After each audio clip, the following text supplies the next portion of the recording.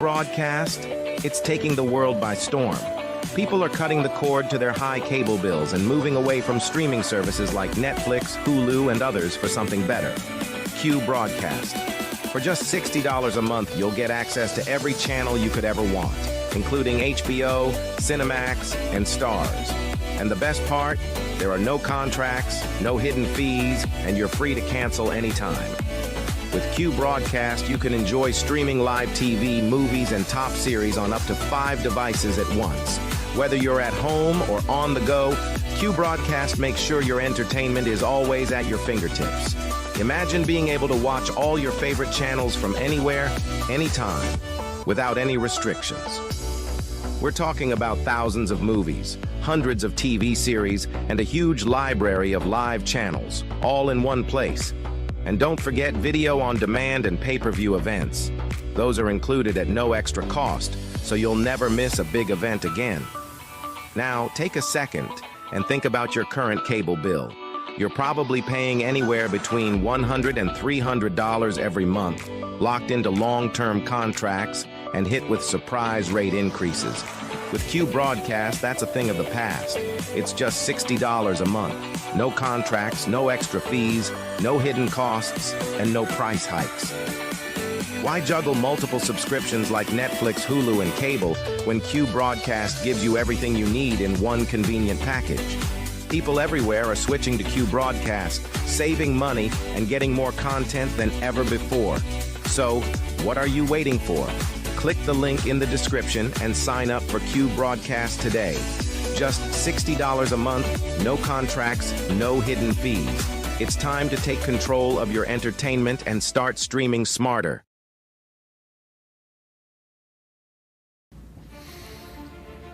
We live in a world where men are told it's harmless. It's just entertainment. But let's stop lying to ourselves. Pornography destroys. It weakens your spirit. It dulls your drive. And it robs you of what real intimacy is supposed to be.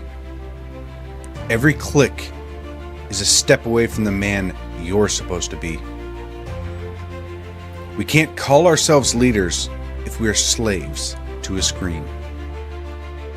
As someone that is prior service, I know all about discipline. And discipline isn't out there, it's within your mind. Porn rewires your brain, weakens your will, wrecks all of your relationships. It doesn't just stay on a screen, it invades your marriage, your confidence, and your actual purpose. As men, if we don't learn to discipline ourselves, we'll be ruled by our impulses. Now, it is time to stand up and take control before this silent war takes more than you're willing to lose. Real men don't hide in the shadows of shame. We step up and we protect what's ours. We fight for our wives and kids, our own hearts. Twitter isn't just an app, it's a weapon.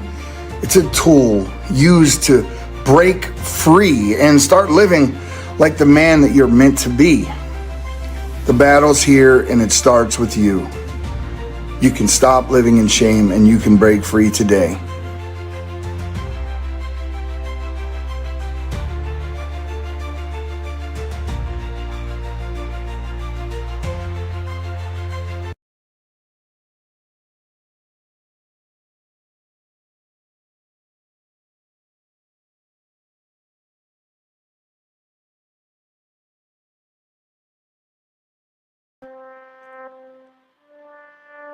Here at the Anomic Age, we know that these times of uncertainty are stressful.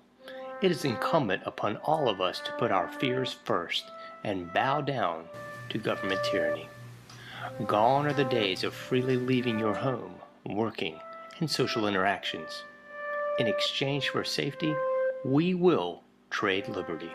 At the Anomic Age, we understand. However, just in case you want to get off your knees and stop being a sniveling coward, check out the John Age Project at anomicage.com.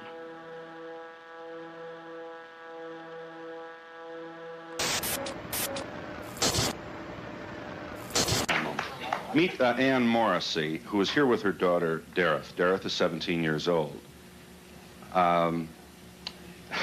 Mrs. Morrissey, I don't have to tell you that most parents would be extremely depressed if their daughter came home one day looking like this. I assume that was your response shock, anger, depression? What was it? I was extremely angry. I really went bananas. Yeah, how old was she when this happened? Possibly 13, 14 years old. We're talking like it's a disease, isn't it?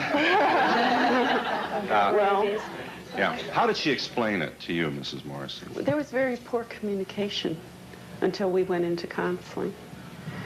And it almost broke up our family.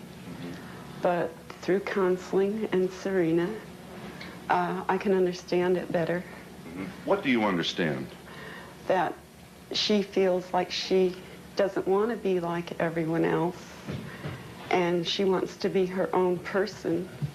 And through the dress code and her lifestyle, she's expressing this. It doesn't conform with our rules, but we're learning to cope, and it's a very, very difficult thing. Extremely difficult. Dareth, let's let you talk for yourself. You're from Long Beach, California. I just can't handle being like everybody else because that's what everybody else wants, you know. Just because somebody else does something does not mean that I have to do it. You know, I have my own morals and ideals, and I go by them. Are you drug-free, Dareth? Yes, I am. Is this a political statement, then? Do you have some misgiving about the society that you see? Yeah, there's a lot of problems, you know. A lot of the people are really aware of what's going on, you know, and I don't like it, you know. There's a lot of problems. I don't like the way society is based. What bothers you? Give us some of the misgivings you have. The rich, the poor, the people starving, the wars, you know. Why can't, you know, everybody just get along and just live their life?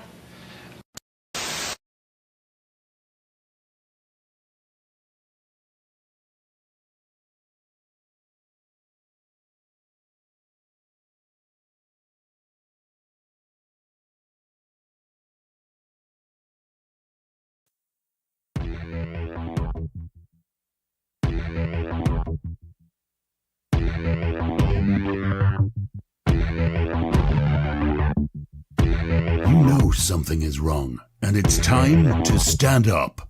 You are listening to The John Age Show. Trust no one. Trust no one. Trust no one. You found it. You're here. You're headlong down the runaway train that is the Anomic Age, and I am your host, John Age. Happy to be back with you once again. In the not-so-wee hours of the PM, we're sitting at 2:25 Eastern Standard Time. Please check out anomicage.com if you've not already done so. Like all the likes, subscribe to all the subscriptions, paypal.me/anomicage, patreon.com/anomicage as well. I would be ever so grateful. Support the show any way you can, most notably PayPal or Patreon. If you can do no more, share the show links. There you go. That's all I got to say about that. I was just listening to the intro of the show there, or I'd call it the filler piece before the show. The little snippet from Phil Donahue, and I made that all in sheer irony because it was, I believe, in about the mid-'80s, and it was a girl and her mom. And, you know, I sort of souped it up a bit. It made it more apropos for the COVID hoax, and I put the COVID hoax mask on the mom. And to be honest, compared to the girls of today, that was a very modest punk rock girl. It really was. She didn't look even in the least bit strange to me. That's what was so funny about it. That's why I put it on there. But the mother lamented, she just found that she just didn't want to be like everyone else. And I could say that about myself for decades and decades and decades. Because that's really what it boils down to, folks. I don't want to be like everyone else. I look around at the if you can call them humans, around me, and I reject their reality. I reject their lies. I reject it all, folks. I really do. I reject the Satanism. I reject the evil. I reject every single solitary bit of it, of the evil that surrounds. Like that old Earth Crisis song. The evil that surrounds is the weakness that I forsake. That's just it, folks. That's just it.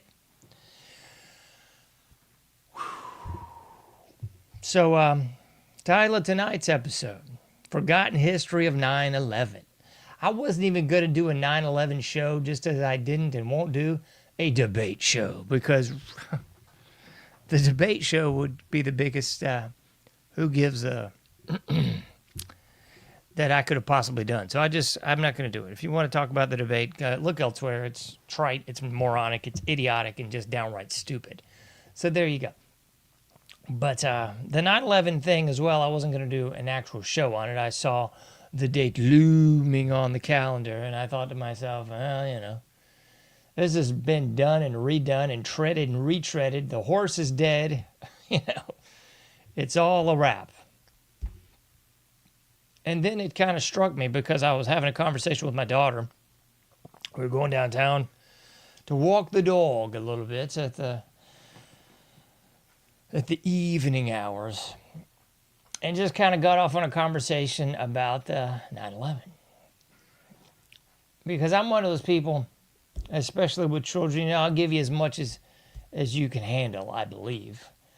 But then again, my child is very much like me. She can handle a whole lot of truth. So we got off on that because it was the day before, I believe the day before 9/11. And just talking about that and what'd you learn in school? Oh, here's the story and blah, blah, blah, blah, blah. And it's one of those things where it's like, all right, you can tell all the truth, the whole truth, and nothing but the truth. And that's what I always do. But I think at this asinine, bizarre world satanic death cult that we live in, you kind of got to throw the caveat on there. Like, look, this is what really went down. And then juxtapose that to this is what the normies in our society believe went down. So you kind of have to, sort of walk around on eggshells because of the people in our society that are just mentally ill, that just can't figure out that 2 + 2 = 4. And it's not really because you don't want to offend them. At least for me, it's because I just don't even care enough to have that conversation with the vast majority of the people. I'm of the inclination of, just knock the dust off your sandals and move on, to get all biblical about it, because for the most part, you can help and try to help and try to help and try to help, but until that person wants that help for themselves, it just doesn't matter. So, as I've said many times on the show, my life at this stage of it is a energy conservation project, and that should strike, just warm and fuzzy inside with all the environmental nuts out there. But that's not the energy conservation I'm talking about. Quite to the point, it's the inversion of it. I am energy conservation savvy about my own energy. Because I've learned as I've gotten older, there's only so much time in the day, there's only so much things you can say. So why not just conserve that energy and keep it in? Because the vast majority, they don't care. They don't want to know. They just don't want to know, folks. In the same way that I could give a fruitcake less about oceanography. The average person just could not give a fruitcake less about reality. They are all too happy to stay in their little troglodyte shell of idiocy and just not know. They don't want to know, folks. So that's kind of the conversation we had. I told her all the truth that I could muster in a little short car ride, and I was like, yo, man, I'll give you even more than that. I got so much more truth about so many world events. So much truth that you ain't going to hear in history class. So much truth that they're not going to talk about at dinner at just about any function. They're just not. People want to be ignorant. People want that ignorance is bliss, that old Ramones song. That's what they want, folks. That's it. And sadly, her school is wonderful. I love the people there and the curriculum there. But I guess it's kind of like a CYA scenario where they don't want to ruffle any feathers either with the families, because at the end of the day, they got customers. So maybe that's what's up. And that's fine, because I'm all too happy to tell anybody the truth if they want to know. And then I really started trying to understand this package. You know, I've often quoted on here the Boys in the Hood line from Ice Cube. They don't know, they don't show, or just don't care about what's going on in the hood. And I say that line tongue-in-cheek all the time because that's like a paradox of our society. I mean, it was used in that movie apropos for the context of the cinematography and the story and everything. Like it worked out wonderfully. But you can use that same quote 8 days a week and twice on Sunday trying to understand the naivety, the willing stupidity of the American people. Because I looked at it this way. Is it an information issue? In 2024, is it an information issue where people just don't have the access to the information? So you could look in the 1960s and say, okay, well, it was an information issue that perhaps a lot of people didn't know what was going on with the Gulf of Tonkin. They just took it on good faith. This is why we got to go to war again. Took it on good faith that this is what happened with the JFK assassination again. You know, 10 plus years later, they finally produced the Zapruder film, obviously heavily edited, brought to you by Geraldo Rivera. You know, that's not his real name, Jerry. But I digress. So you could look back in history and say, okay, well, I get it, why people didn't get it. But it's not an information issue anymore, because if anything, I think we have too much information. We are inundated with information now. And I think that's kind of part of the problem, but because people have got so much information, like we went from that open, or rather the closed, very focused hose to the just wide open spread now. That's what we got, you know. If you want to look at the shotgun approach versus a 308, that's kind of where we are now. We're at shotgun approach, just complete projectiles everywhere out the barrel. So that, I believe, is part of the problem, because it's not that we don't have the information. I think quite the contrary, we have too much almost. Not too much in that we shouldn't be allowed to see it, but too much in that I think the human mind can't really perceive everything that's going on now, because here's all this information about reality and history, and then here's all this information about trivialities and nonsense. And I'll give you some of that in a minute. Don't worry. I know that's what people really tune into the show for, is trivialities and nonsense. So I'll be happy to oblige you. So it's not that there's a lack of information or lack of access. That's not it. Okay. Is it that people are just stuck in that normalcy bias? They don't want to believe that the world that they live in is not what it seems.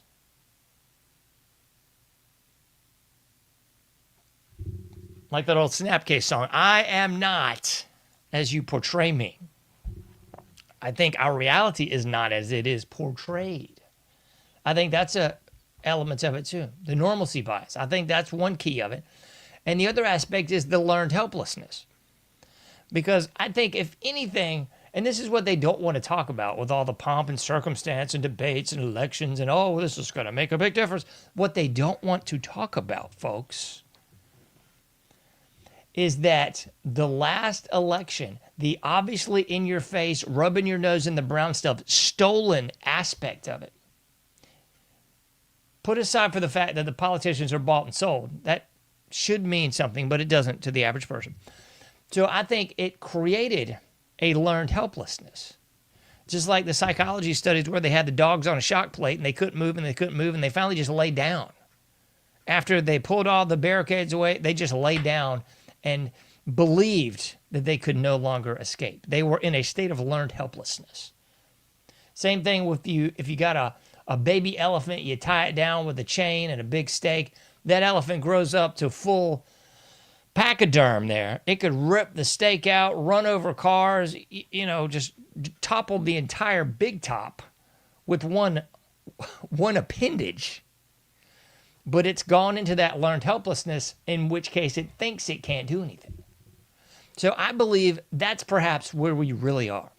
That the American people don't want to know because it'll spoil their fantasy.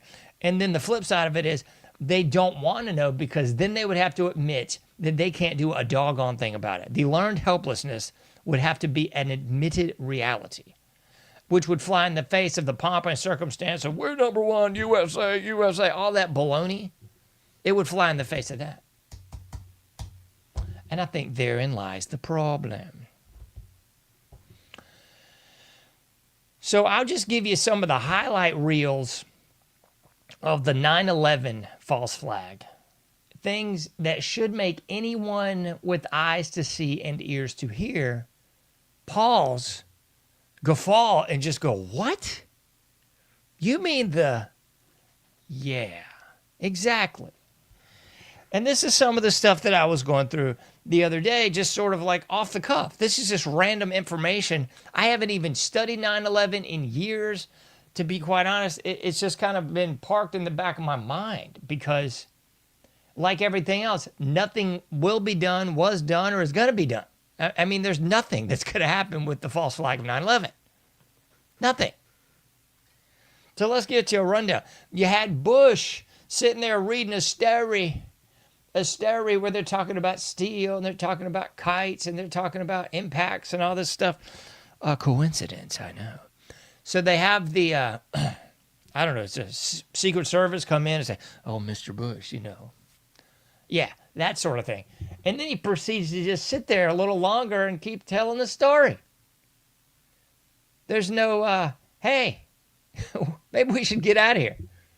Hey, big place in NYC just got taken down. What do you think? We want to leave here, old Georgie Porgy? Yeah? You want to do that?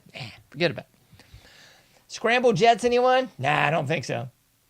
Anytime, and this happens, I won't say regularly, but it happens just about yearly, where there's some sort of event on an airliner, and they send up some fighter jets, and they park along each wing, and they politely get on the captain's ear and say, hey, we're going to escort you down. And that's what happens. Not on 9/11. No. That would make too much sense. Let's run you another one by. What about the fact that coincidence again, they're running a drill that mirrors what really went down at the same place and the same time as the actual event that mirrors the drill? Anybody say Boulder Dash? Nah, it's cool, right? No, that's just normal. I'll pull you some of these off my my own Twitter because I put some of these on there. I'll read this to you. Larry Silverstein, World Trade Center owner. This is an image of his son and daughter. The three of them, including 196 of the 200 employees that worked in their office every day, did not show up for work on 9/11. Robert Mueller, hired as FBI director 4 days before 9/11, did not question them. Didn't question them. Like, forget about it. We don't need to question them. Why would we? You want to talk about the big insurance policy that was taken out? Oh, well, that's coincidental, isn't it? What about the missing money? Anybody remember that one? The missing money? I thought I had one for this one, but I don't think I did. Oh, heavens to Betsy. I swear I thought I had one. So you had the missing money. I think this was a billion, if not more, just missing the day before 9/11. Yet old Cheney comes out to talk about it. And then you never heard another word. I mean, today that'd be chump change because, I mean, we just give out billions of dollars to Ukraine and Israel, and it's no big deal at all. It's like paying a parking ticket for land of the sheep, home of the slave. But I would assume, at that time, it was a big deal. It isn't today, but, that's just norm. It's just how it goes around this mug. What else have we got? We've got the hilarious joke of, just so happens the Patriot Act just appears a couple days later. What in the world? It's like we had this voluminous document that just showed up on our doorstep. It's the Patriot Act. Anytime they label anything positively, you can guarantee you it's going to be impacting you negatively. Patriot Act, ain't nothing patriotic about it. That just meant they can just disappear you. Take you away. You might be a threat to our safety. TSA, anyone? Just popped up out of the blue. We're going to need somebody to molest people at the airport, to run people through a body scanner to make sure and give them cancer. Where'd that come from? It just showed up, man. We just, boom. There it was. Got the Patriot Act, the most non-patriotic bunch of mess you've ever seen.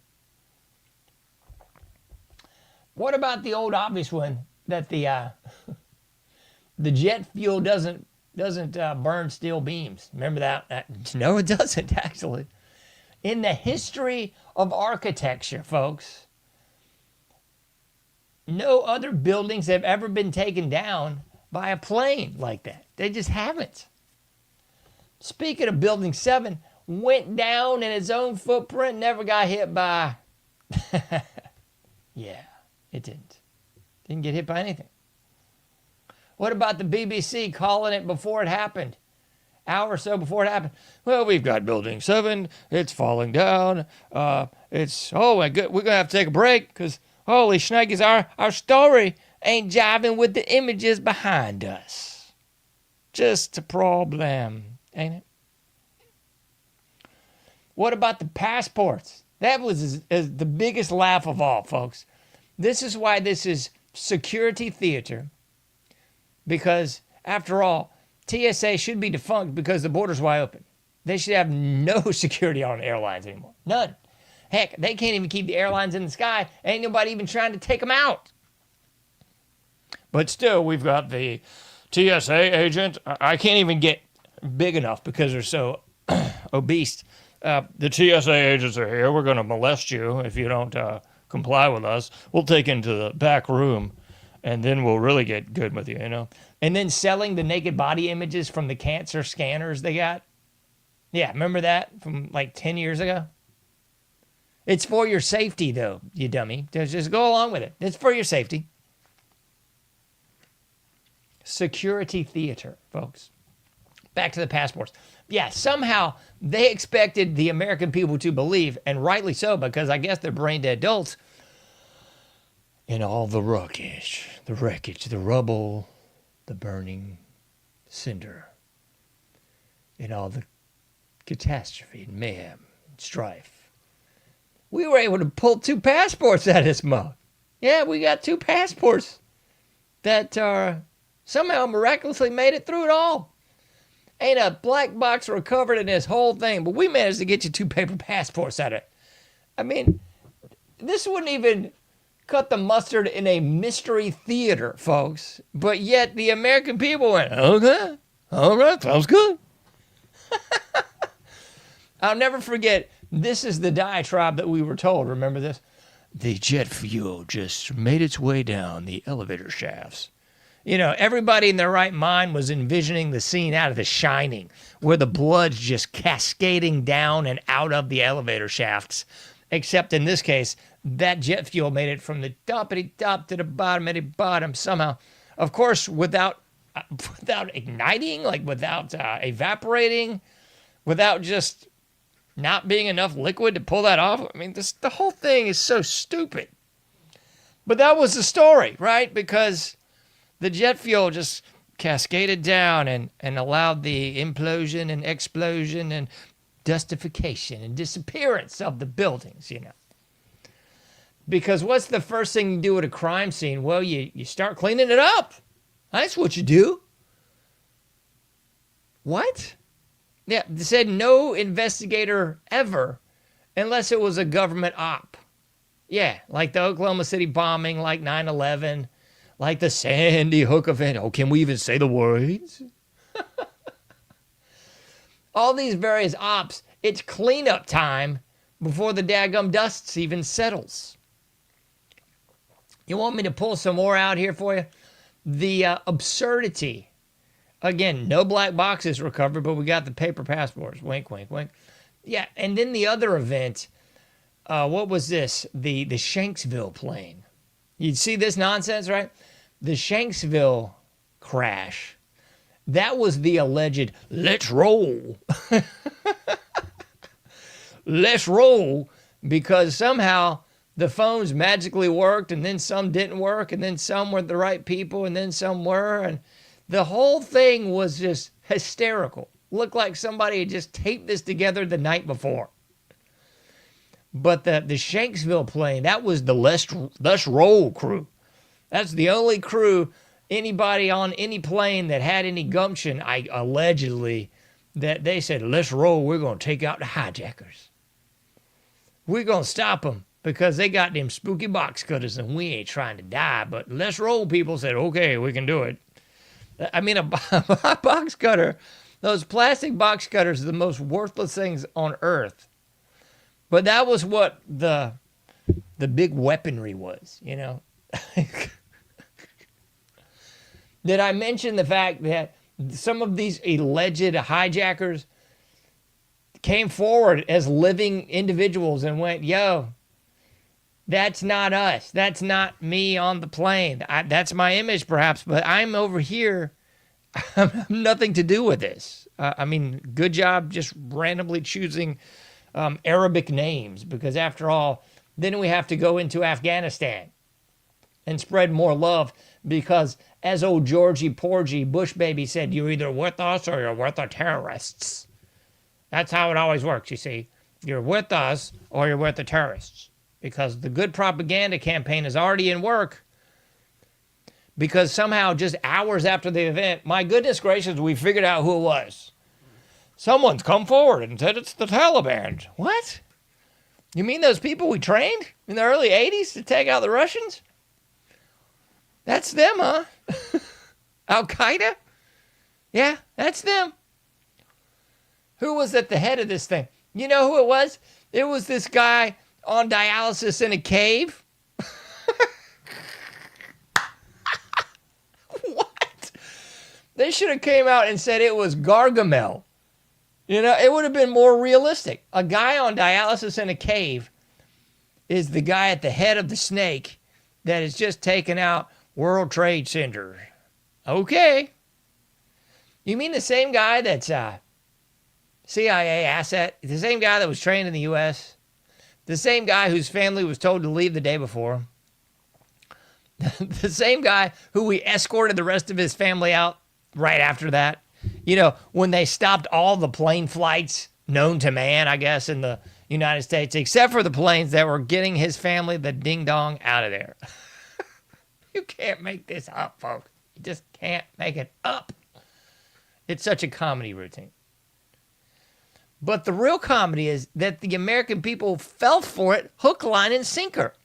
And that they are afraid to face the reality that they fell for it hook, line, and sinker. They still promulgate the lie of a guy on dialysis in a cave, 3 planes, and all that mess. This is the lie that is still being told, folks. Still being told today. So those of you who keep coming out with more and more evidence of the COVID hoax and the mask being BS and the medicine killing you and all this stuff, it doesn't even matter. That's what's so comical about it. The 9/11 truth movement has been in operation since the event, basically. But the lie's still being told. Okay? Same thing with the JFK assassination. We all know it's bunk, but they're still telling this stuff. That's what's the biggest joke of all time, folks. It's like sitting around with other adults and talking about the candy man coming to bring you little bubble gum and chocolate treats at the end of your bed at night.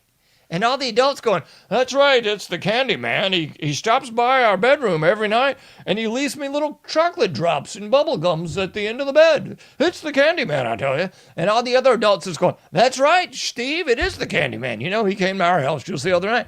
I mean, that is the level of delusion that you have to be in our society right now. You got to be at that level of complete insanity because there's nutbags out there that buy it. And if you start disagreeing with them, that'll precipitate this long diatribe of idiotic conversation that'll just be a urinating contest to nothing. So at the end of the day, I just don't have the time to pee away my time trying to convince mentally handicapped people that that's what's going down, you know? JFK, RLK, MLK, John Lennon, Reagan, bleep sakes, Malcolm X, Bob Marley, all these things are just complete, like, this is what went down, but this is the story we're going to tell you. This is the story. This is the reality. So I don't even know if forgotten history is the truth. It's rejected reality in favor of a false history. I mean, I think it was 10 or 12 years ago, it was some big study that came out and said, you know, goldfish have the mental capacity of this much memory. You know, I don't know, it was like 5 minutes or what have you. That was their attention span. That's what they could retain. And they came out and said, guess what? Humans right now have an even less of an attention span and memory and the context and the higher mental faculties to really conceptualize their reality. It's less than a goldfish. That was 10 plus years ago. So when you look out among your citizens, the citizenry of this country, and you see the open sewer, the just baseline MASH unit, the escapes from asylums, because the asylums vastly got shut down after Reagan, again, because of some big expose. That was, again, Jerry Rivers again, old Geraldo Rivera, the big expose on the asylums in the 70s. If you remember that, you can look it up and find this information. That was kind of the real cornerstone to doing away with the asylums. And I'm not suggesting that they were good, because I will have to admit to you, they look dreadful. But the problem is, now society is the asylum. So there's no place anymore that people can be remanded to just not foul up the works of society where they're crazy. It's just like the average guy on the streets talking to himself, looking up at the trees, pretending to be things they're not. I mean, that's just the norm here now. So in order to compensate or cope with that, the functional citizens have to go along with the insanity. Oh, yeah, 9/11, that was the planes hitting, and that's what happened. Oh, yeah, Oklahoma City, that was an ampho bomb by some crazed patriot. Oh, yeah. Oh, yeah, Sandy Hook, that was just some guy, one dude, autistic, blah, blah, blah. Oh, yeah, Columbine, that was just these two bad apples that just went crazy because nobody liked them. I mean, you have to just put your mind on hold and just distill down to the most inane level of ignoramus. And then you can function in the daily on our society right now. Because this is really what people are into. I know we're over 30 minutes right now. I got to give you this. Because in lieu of the fact we just went through another anniversary of the false flag 9/11, nobody wants to talk about the elephant in the room, the Cheneys, the Rumsfelds, the Bushes, the Jews, all the different people that were playing a role in this.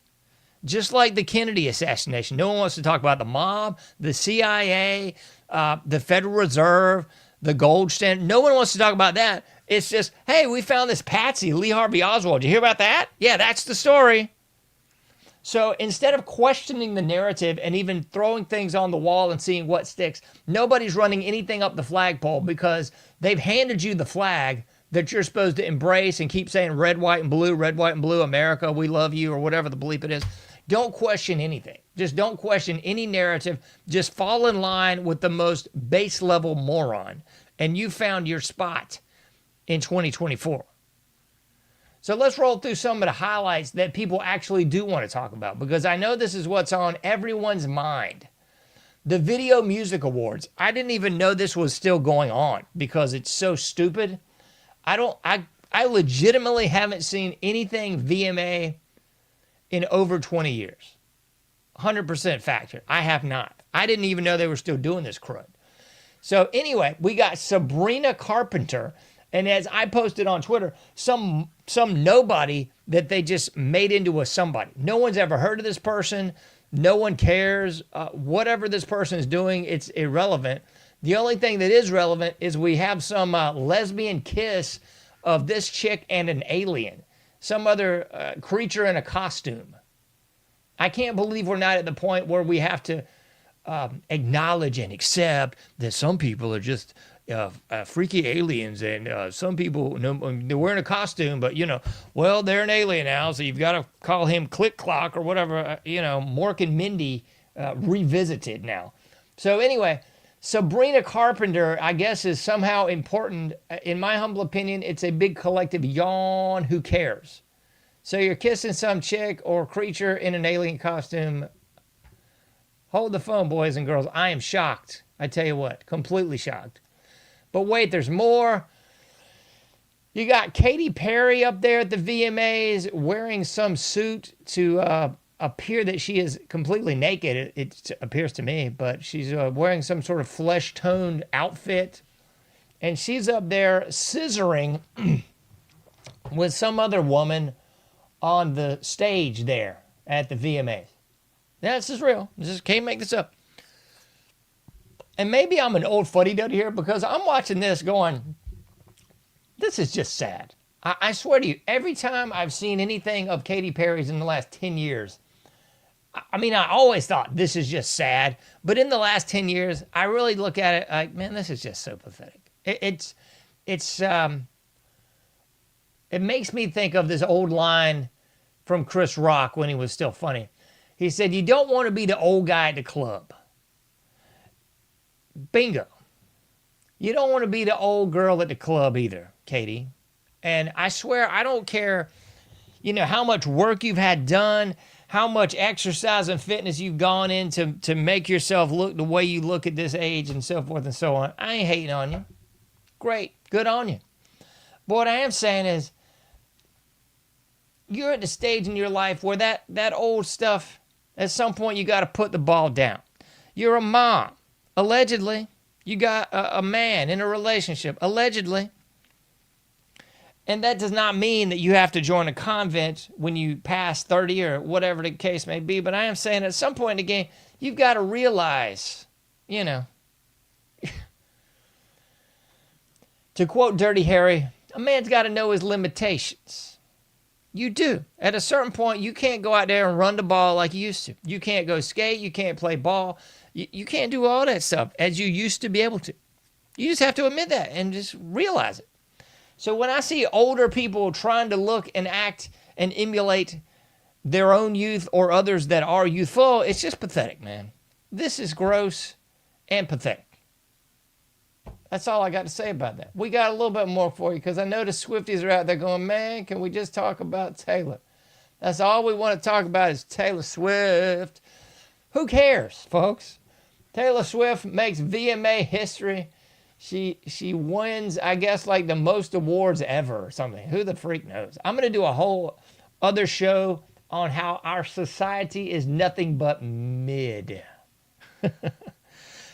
I know. It's all mid-level. It really is. But apparently Taylor, after coming out earlier this week and being exposed with her relationship with Travis Kelce, I don't know why this is even still being run as legitimate either. I mean, it was already exposed that this is illegitimate, bogus baloney. But we're still carrying on with the charade, folks. I mean, that's the running theme of all themes here. The same thing with this kiss with this fruitcake alien creature. How many times has there been a freaky kiss on the VMAs and everybody's supposed to gasp, From Madonna to Madonna and Britney and Aguilera, and now we got an alien on board. They keep running the same play because it works on the lowest forms of life on this planet, folks. So when you're looking at this, you're going like, this is the same mess they did before, right? Yeah. It wasn't ironic or innovative then, and it certainly isn't 30 plus years later. It's silly. You got Katy Perry doing the same mess, man. It's like the narrative is, oh, Katy is still vital and the artist she always was, and she's like 20 years removed from her prime, folks. It's just the facts. It's not a shot, but we're still supposed to pretend like, oh yes, it's 2005 again, and boy, all this is just so whatever. And then the same thing with Taylor Swift. I don't know how old this chick is, like mid-30s here now, and we're still, we're still supposed to believe that she's in a legitimate relationship with Travis Kelce, even though it all got proven to be a bunch of bull. Even that it has been proven that plane could not have possibly come into the Pentagon at that trajectory and made any kind of damage like we saw, we're still just peddling the same lies.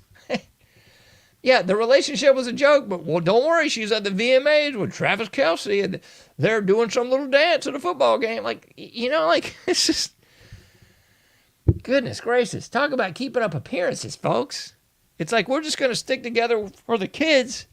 And the kids are the American morons buying this. It's just such a comedy routine. Such a comedy routine, folks. So anyway, I know very well that no one wanted to talk about 9/11. So there you go. I have sufficiently covered the weekly world news edition of things that the listening and viewing audience really cares about, because that's far more interesting than the fact that we have the attention span lower than a goldfish and can't seem to grasp the forest for the trees. It's a facade, it's a trick, it's a scam, it's a hustle, it's a dodge, folks. Wake up and smell the coffee. I just gave you a brief rundown of our history in 9/11. I might very well do this on other events in the future. You can't do everything, but you can do something. Get out there, do your part, make a difference. I'll be seeing you sooner than later in the Anomic Age.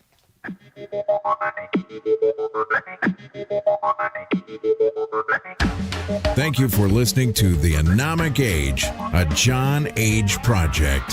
For past shows, further info, and to comment, go to anomicage.com. That's ANOMICAGE.com. Till next time, thank you for listening to The Anomic Age.